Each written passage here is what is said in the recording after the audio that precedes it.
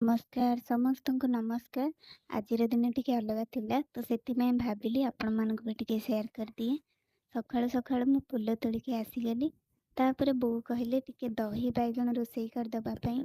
ତାପରେ ମୁଁ ନେଇ ଆସିଥିଲି ଦହି ଆଉ କିଛି ମସଲା। ଏଇଠି ଆମର ଦହି ବାଇଗଣର ପ୍ରୋସେସ ଷ୍ଟାର୍ଟ ଚାଲିଛି। ଏଠି ତାପରେ ଅଧା ଅଧୁରା ହେଇଗଲାଣି। ତ ଫାଇନାଲ ଟିକେ ଲୁଣ ପକେଇ ଲାଷ୍ଟକୁ ମସଲା ପକେଇଦେଲି। ଏବେ ଦେଖନ୍ତୁ ଦହି ବାଇଗଣ ରେଡି। କମେଣ୍ଟରେ କୁହନ୍ତୁ କେମିତି ହେଇଛି। ତାପରେ ଏବେ ଏଠି ମୁଁ ଟିକେ ପିଠା ହେଇଥିଲା, ବୋଉ ରୋଷେଇ କରିଥିଲେ, ବହୁତ ଟେଷ୍ଟି ଲାଗୁଥିଲା। ସନ୍ଧ୍ୟାବେଳେ ପାଗ ଖରାପ ହେଇଯାଇଥିଲା ଆଉ ବହୁତ ଜୋରରେ ବର୍ଷା ହେଇଥିଲା। ସେଥିପାଇଁ ବର୍ଷା ପାଗରେ ଟିକେ ପକୋଡ଼ା ଖାଇବାକୁ ଇଚ୍ଛା ହେଲା। ଆଉ ମୁଁ ରେଡ଼ି ହେଇଯାଇଥିଲି ପଣସ ପକୋଡ଼ା କରିବାକୁ। ତାପରେ ଏଇଠି ପଣସ ପକୋଡ଼ା ଫାଇନାଲି ରେଡ଼ି।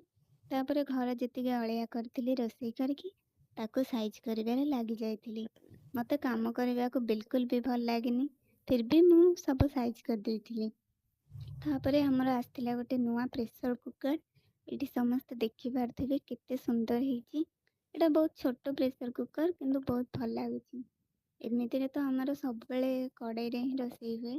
ତାପରେ ବହୁତ ଦିନ ପରେ ପ୍ରେସର କୁକର ଆସିଛି ତ ବହୁତ ହିଁ ଭଲ ହେଇଛି। ପ୍ରେସର କୁକରଟି କେମିତି ହେଇଛି କମେଣ୍ଟ କରି ନିହାତି କହିବେ। ତାପରେ ରାତି ହେଇଯାଇଥିଲା, ଆମର ଆସିଥିଲା କିଛି ଦୋସା। ମୁଁ ତାପରେ ଦୋସା ଖାଇକି ମୋର ଶୋଇପଡ଼ିଥିଲି। ତ ଆଜିର ଦିନଟା ଥିଲା ଏମିତି। ଆପଣମାନଙ୍କୁ କେମିତି ଲାଗିଲା ନିହାତି ଭାବରେ ଜଣାଇବେ। ଆଉ ମୁଁ ନୂଆ ନୂଆ ମିନି ବ୍ଲଗ୍ କରୁଛି ତ ପ୍ଲିଜ୍ ମୋତେ ସମସ୍ତେ ସପୋର୍ଟ କରିବେ। ରହିଲି, ନମସ୍କାର, ଜୟ ଜଗନ୍ନାଥ।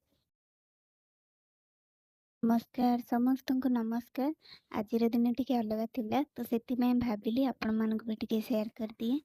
ସକାଳୁ ସକାଳୁ ମୁଁ ଫୁଲ ତୋଳିକି ଆସିଗଲି। ତାପରେ ବୋଉ କହିଲେ ଟିକେ ଦହି ବାଇଗଣ ରୋଷେଇ କରିଦେବା ପାଇଁ। ତାପରେ ମୁଁ ନେଇ ଆସିଥିଲି ଦହି ଆଉ କିଛି ମସଲା। ଏଇଠି ଆମର ଦହି ବାଇଗଣର ପ୍ରୋସେସ ଷ୍ଟାର୍ଟ ଚାଲିଛି। ଏଠି ତାପରେ ଅଧା ଅଧୁରା ହେଇଗଲାଣି। ତ ଫାଇନାଲ ଟିକେ ଲୁଣ ପକେଇ ଲାଷ୍ଟକୁ ମସଲା ପକେଇଦେଲି। ଏବେ ଦେଖନ୍ତୁ ଦହି ବାଇଗଣ ରେଡି। କମେଣ୍ଟରେ କୁହନ୍ତୁ କେମିତି ହେଇଛି। ତାପରେ ଏବେ ଏଠି ମୁଁ ଟିକେ ପିଠା ହେଇଥିଲା, ବୋଉ ରୋଷେଇ କରିଥିଲେ, ବହୁତ ଟେଷ୍ଟି ଲାଗୁଥିଲା। ସନ୍ଧ୍ୟାବେଳେ ପାଗ ଖରାପ ହେଇଯାଇଥିଲା ଆଉ ବହୁତ ଜୋରରେ ବର୍ଷା ହେଇଥିଲା। ସେଥିପାଇଁ ବର୍ଷା ପାଗରେ ଟିକେ ପକୋଡ଼ା ଖାଇବାକୁ ଇଚ୍ଛା ହେଲା। ଆଉ ମୁଁ ରେଡ଼ି ହେଇଯାଇଥିଲି ପଣସ ପକୋଡ଼ା କରିବାକୁ। ତାପରେ ଏଇଠି ପଣସ ପକୋଡ଼ା ଫାଇନାଲି ରେଡ଼ି। ତାପରେ ଘର ଯେତିକି ଅଳିଆ କରିଥିଲି ରୋଷେଇ କରିକି ତାକୁ ସାଇଜ୍ କରିବାରେ ଲାଗି ଯାଇଥିଲି। ମୋତେ କାମ କରିବାକୁ ବିଲକୁଲ ବି ଭଲ ଲାଗେନି, ଫିର୍ ବି ମୁଁ ସବୁ ସାଇଜ୍ କରିଦେଇଥିଲି। ତାପରେ ଆମର ଆସିଥିଲା ଗୋଟେ ନୂଆ ପ୍ରେସର କୁକର। ଏଠି ସମସ୍ତେ ଦେଖିପାରୁଥିବେ କେତେ ସୁନ୍ଦର ହେଇଛି। ଏଇଟା ବହୁତ ଛୋଟ ପ୍ରେସର କୁକର କିନ୍ତୁ ବହୁତ ଭଲ ଲାଗୁଛି। ଏମିତିରେ ତ ଆମର ସବୁବେଳେ କଡ଼େଇରେ ହିଁ